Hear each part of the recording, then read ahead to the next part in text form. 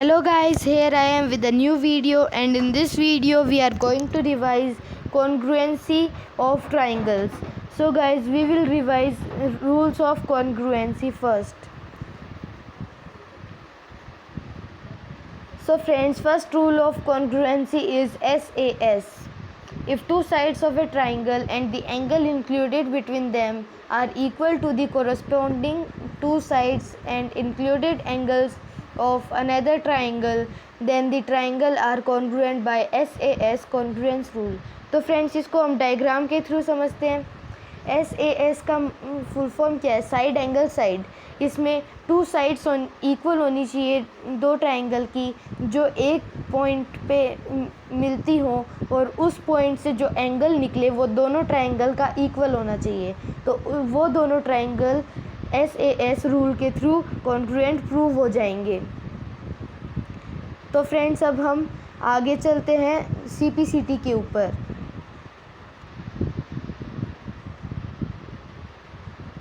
CPCT stands for corresponding parts of congruent triangle.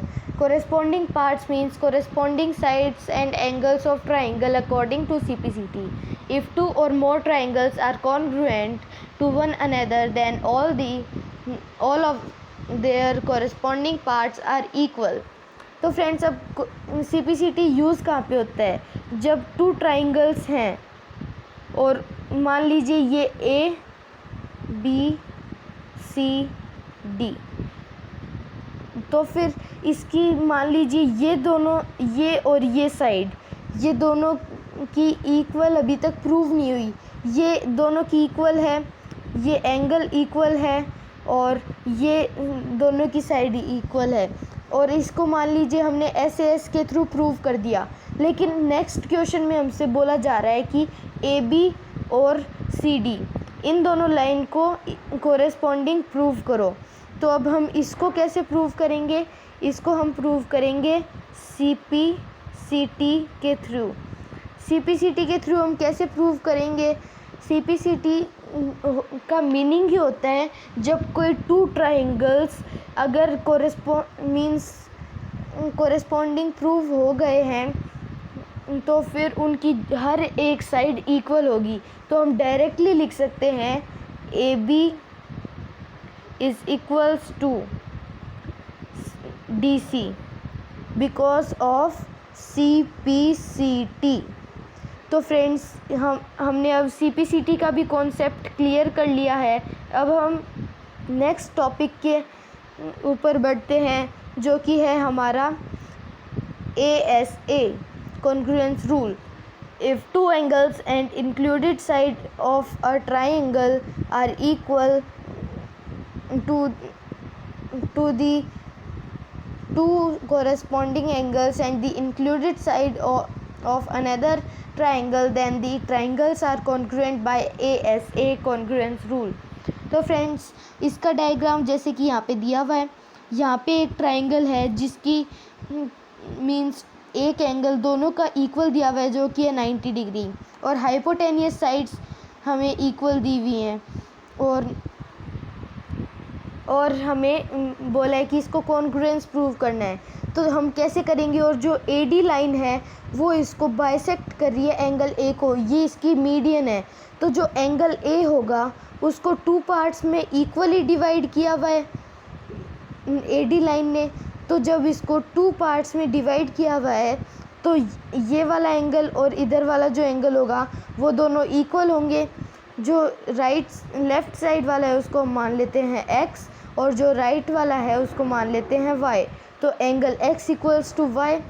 तो फिर ये दोनों इक्वल हो गए, और नीचे जो एंगल D है, जो उसके भी टू पार्ट्स हुए हैं, वो भी इक्वल हो गए.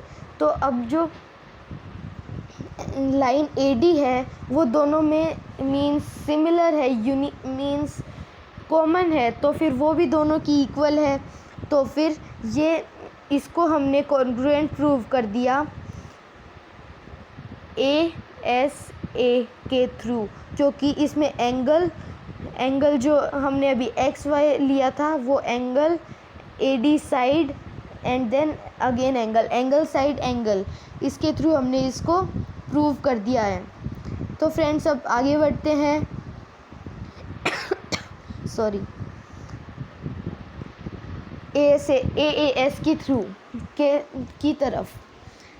If two angles and one side of a triangle are equal to corresponding angles and side of the other triangle, then the two triangles are congruent to each other. The criterion is known as AAS rule. तो friends इसको भी हम diagram के through समझते हैं। यहाँ पे भी हमें 2 ट्राइंगल्स दिए हुए हैं। AAS होता क्या है? Angle sides. इसमें जो ऊपर वाला ASA था उसमें 2 एंगल के बीच वाली लाइन इक्वल होनी चाहिए, लेकिन इसमें कोई ऐसा कंपलसरी नहीं है, इसमें कोई भी लाइन इक्वल हो सकती है। जैसा कि यहाँ पे डायग्राम में दिया हुआ है 2 एंगल्स, एंगल B और एंगल C दूसरे वाले ट्राइंगल के एंगल E और एंगल D के इक्वल हैं, लेकिन जो लाइन AC है वो EF के इक्वल है, जो कि इन दोनों एंगल के बीच में लाइन नहीं करती है। इसीलिए इसको हम कॉन्ग्रुएंट प्रूव करेंगे AAS के थ्रू। तो फ्रेंड्स अब हम वापस से आगे बढ़ते हैं SSAS की तरफ। If 3 sides of a triangle are equal to the 3 sides of the other triangle, then the 2 triangles are congruent by SSS congruence rule. जब दोनों ट्राइंगल की तीनों साइड्स इक्वल होती हैं तो उस टाइम पे जो दोनों ट्राइंगल होंगे वो कॉन्ग्रुएंट प्रूव हो जाएंगे बाय SSS रूल। इन दोनों ट्राइंगल में line AB is equals to line QR and QP is equals to AC and PR is equals to BC। तो फ्रेंड्स यहाँ पे तीनों लाइन इक्वल प्रूव हो गई, इसीलिए ये दोनों ट्राइंगल कॉन्ग्रुएंट है by the rule of SSS। तो फ्रेंड्स अब हमारा बस एक ही रूल बचा हुआ है, वो है RHS। तो फ्रेंड्स हम इसको भी कंप्लीट करते हैं। RHS rule. If the hypotenuse and the one side of a triangle are equal to the hypotenuse and one side of other triangle, then the 2 triangles are congruent to each other by RHS rule।